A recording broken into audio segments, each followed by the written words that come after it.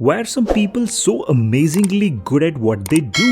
Anywhere you look, from sports to musical performance, from science to arts, from education to business, there always seem to be few exceptional people who dazzle us with what they can do and how well they do it. You might be tempted to think that this is pure talent. I agree, world-class performers have an extraordinary gift, but it's not the gift of talent.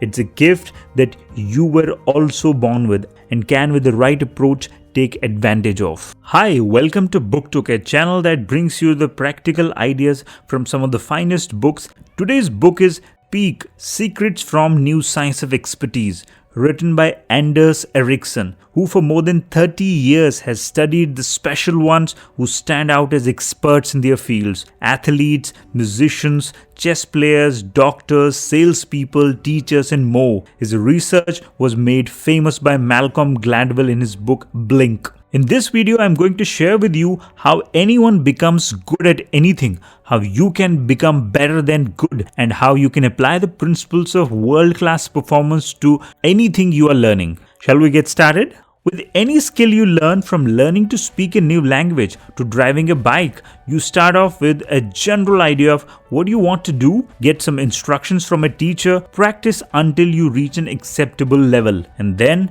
you let it become automatic. And for much of what you will do in life, it's perfect way to learn something new and be good at it. But if you want to be better than good in some skills, this approach is not sufficient. A lot of people assume that as you keep doing something repeatedly and gain more experience, you get better and better, and that's how you improve. But it's not true. If that would have been the case, all bathroom singers would have become world-class singers just because they sing every day. Truth is, someone who has been driving for 5 years is not a better driver than someone who has been driving for only 5 months.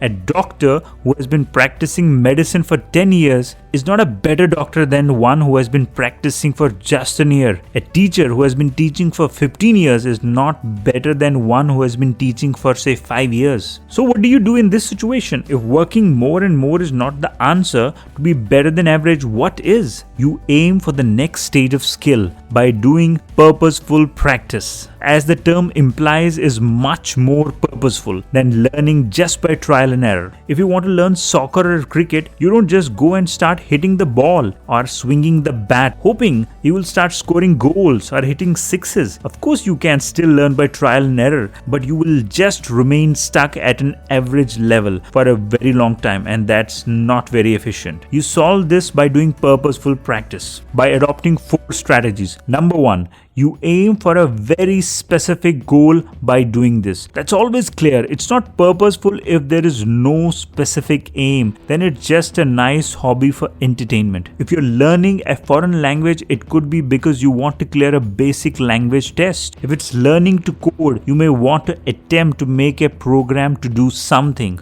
Number 2, purposeful practice is focused. You seldom improve much without giving the task your full attention. Number 3, purposeful practice involves quick feedback. No matter what you're trying to do, you need feedback to identify exactly where you are falling short. No feedback means no way to improve, which is why you are doing the practice in the first place. And number 4, purposeful practice requires getting out of your comfort zone. This is a fundamental truth about any kind of practice. If you never push yourself beyond your comfort zone, you will never improve. But there's a problem. There are relatively few fields, musical performance, chess, ballet, gymnastics, in which all of these things are true. And in these fields, there's a long history of proven practices developed and coaches who teach these skills. These are mostly physical skills. So what do you do if you want to get better at something which is different from these skills? Like, say, English speaking, studying,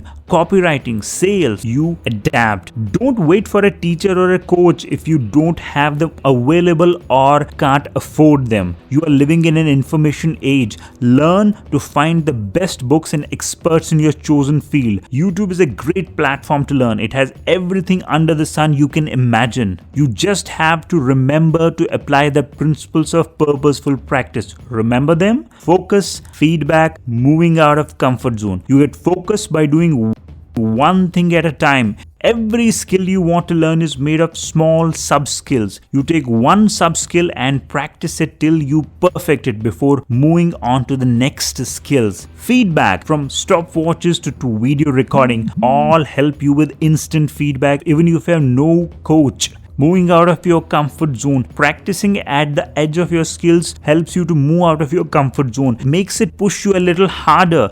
That's it from this video. I love to hear your feedback. It helps me to make better content for you. You can also share this with your friends to support the channel. Until next time, if this is something you like, consider subscribing to the channel.